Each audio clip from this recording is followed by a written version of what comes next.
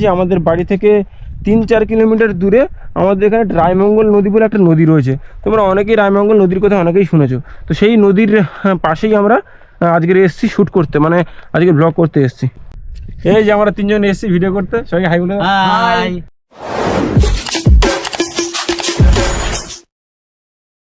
আমরা আজকে বিকেলে চলে এসেছি রায়মঙ্গল নদী, মানে সুন্দরবনের একটা অন্যতম নদীর নাম হলো রায়মঙ্গল নদী। রায়মঙ্গল নদীর ঠিক সেই জায়গায় চলে এসেছি। আর উপরে রাস্তা, এই রাস্তাটা আগে ছিল না, রিসেন্টলি তৈরি হয়েছে।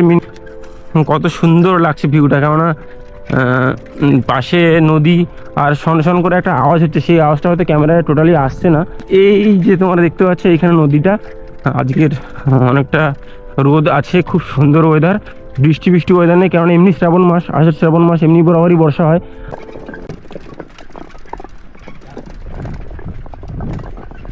আর এই যে ছোট্ট একটা নৌকা দেখতে পাচ্ছ, এই নৌকাটা এখনও ভাটা রয়েছে বলে নামায়নি। এই যে নৌকাটা তোমরা দেখতে পাচ্ছ আমার ছাওয়া এসে যাচ্ছে, এই যে নৌকাটা তোমরা দেখতে পাচ্ছ, এই নৌকাটার উপরে ও বলছে আমাকে ওটা সিনেমেটিক শট তুলে দিতে।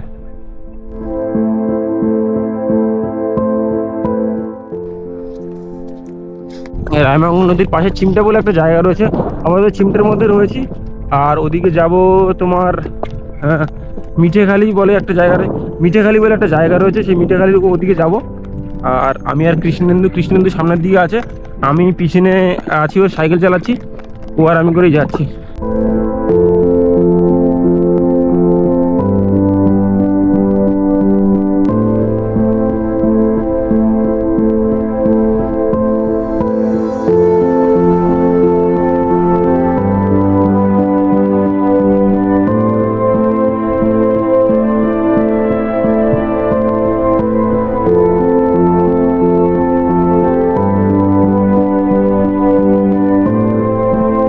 হ্যালো বন্ধুরা, আমি তোমাদের অনেক দিন দিয়ে ভিডিও দেবো ভাবছি, কিন্তু কোনো না কোনো রকম সমস্যার জন্য ভিডিও আমি করতেই পারি না।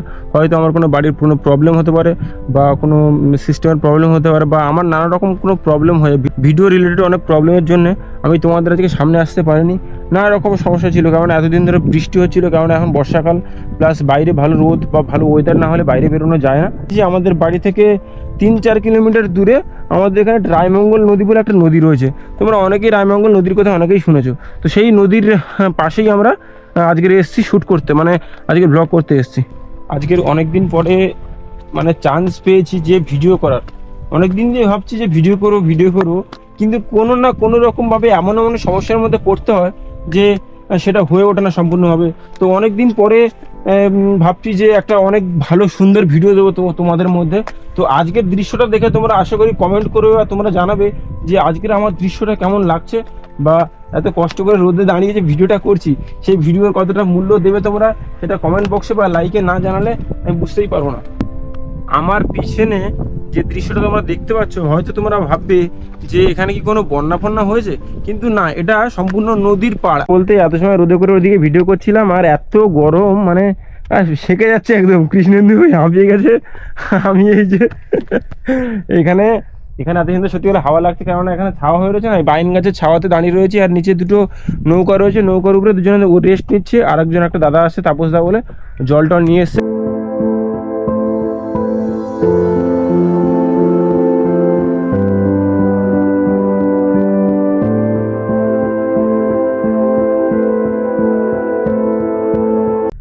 এই যে আমরা 3জন এসেছি ভিডিও করতে। সবাইকে হাই বলে দাও। হাই।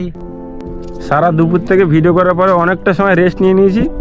এবারে ওই যে 2-3জন সব রিলস বানানো হলো, রিলস বানিয়ে এই যে অনেকটা সন্ধ্যে প্রায় হয়ে এসছে, এবার বাড়ির দিকে যাব।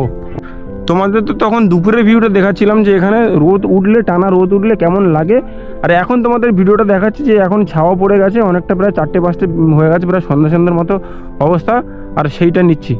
আস্তে আস্তে আমরা ভিডিও স্টার্ট করছি নতুন করে। তো এরপর থেকে ভালো করে ভিডিও বানাবো। তো এই জায়গাটা না একদিন যেমন ক্যানিং, তালতলা, তারপরে মৌখালি ব্রিজ, এরকম অনেক জায়গা ভাইরাল হয়েছে। তো আমাদের ইচ্ছা, আমাদের বলতে শুধু আমারই ইচ্ছা যে এই জায়গাটা কোনো না কোনো একদিন ভাইরাল করবো, কোনো না কোনো একদিন বাস্তবে পরিণত করবো। আজকে যে ভিডিওটা করলাম এর থেকে আরও বেটার ভিডিও করতে চাই। তো তার জন্য তোমরা যদি আমাকে একটু সাপোর্ট করো, তাহলে এর থেকে বেটার ভিডিও করতে আমার কোনো সমস্যাই হবে না। আশা করি ভিডিওটি ভালো লেগেছে তোমাদের, একটা লাইক করে দিও, ব্যাস এইটুকুই চাওয়া।